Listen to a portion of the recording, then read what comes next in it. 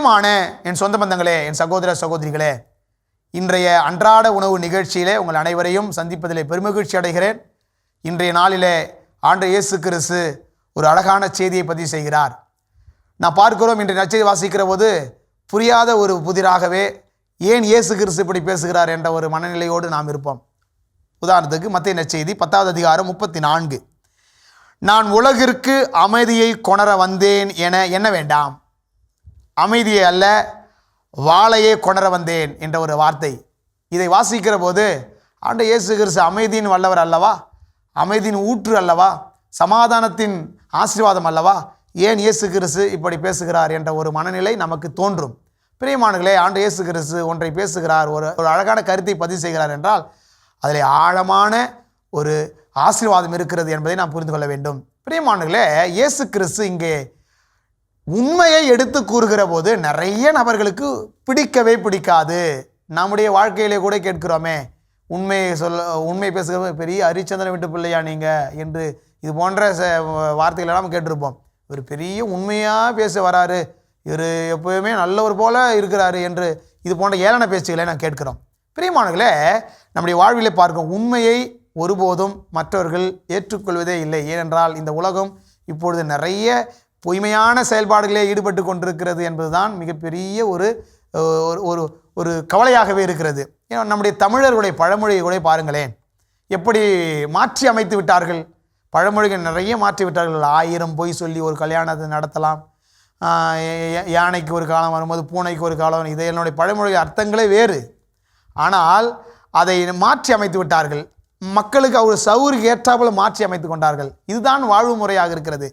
அதைத்தான் இயேசு கிறிஸ்து என்ன சொல்கிறார் அப்படின்றால், நான் உண்மை எடுத்து கூற வருகிற போது பல பிளவுகள் உண்டாகிறது, பல சண்டைகள் உண்டாகிறது, ஒரு ஏளனமாக பார்க்கிறார்கள். ஆண்டவர் இயேசு கிறிஸ்து இதை வைத்து கொண்டு தான் ஒரு அழகான இறைவார்த்தை பதிவு செய்திருக்கிறார்.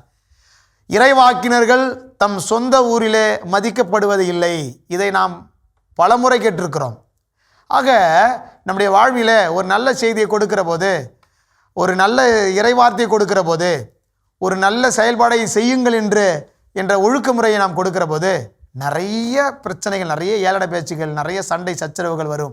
பிரியமானங்களே, உதாரணத்துக்கு பார்க்கிறோம் என்றால் நம்முடைய மூட நம்பிக்கை ஆன வாழ்க்கை முறைகள், ஜாதகம் பார்ப்பது, நல்ல நேரம் பார்ப்பது, சரியான ஒரு நாளை முகூர்த்த நாள் என்று தேர்ந்தெடுப்பது, நிறைய இது போல் மூட நம்பிக்கைகள், இதையெல்லாம் நாம் எடுத்து கூறுகிற போது உங்களுக்கு ஒன்றும் தெரியல, உங்களுக்கு ஒன்றும் புரியல என்ற ஒரு பிளவுகள் உண்டாகிறது. அந்த பிளவை ஆண்டவர் இயேசு கிறிஸ்து சொல்கிறார்.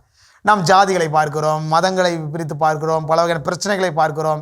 இதையெல்லாம் எடுத்துக்கிறோம், இதெல்லாம் செய்ய வேண்டாம் என்று சொல்கிற போது அங்கே பிளவுகள் உண்டாகிறது. இதைத்தான் இயேசு கிறிஸ்து என்ன சொல்கிறார், நான் அமைதியை கொடுக்க முன் வருகிற போது, உண்மையை எடுத்து கூறுகிற போது அங்கே பிளவுகள் உண்டாகிறது. ஏனென்றால் உண்மையை பிடிக்காதவர்கள், பொய்மை மேல் ஆசைப்படுகிறவர்கள் அங்கே பிளவை உண்டாக்குகிறார்கள்.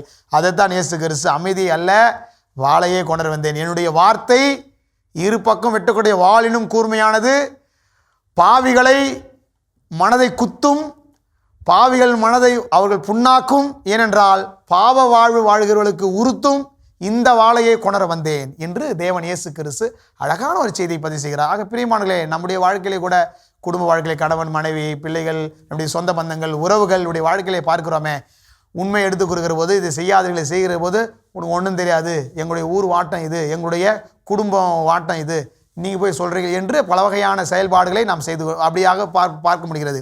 ஆக எதை செய்தாலும் எதை பண்ணாலும் நாம் ஒன்றை மட்டும் மனதில் வைத்துக் கொள்ளுங்கள், தொடர்ந்து நல்லதை எடுத்துக்கொண்டே செல்லுங்கள். மற்றவர்களுக்காக உறவுகளுக்காக மாற்றிக்கொள்ளாதீர்கள், ஊருக்காக கலாச்சாரத்திற்காக நீங்கள் மாற்றிக்கொள்ளாதீர்கள்.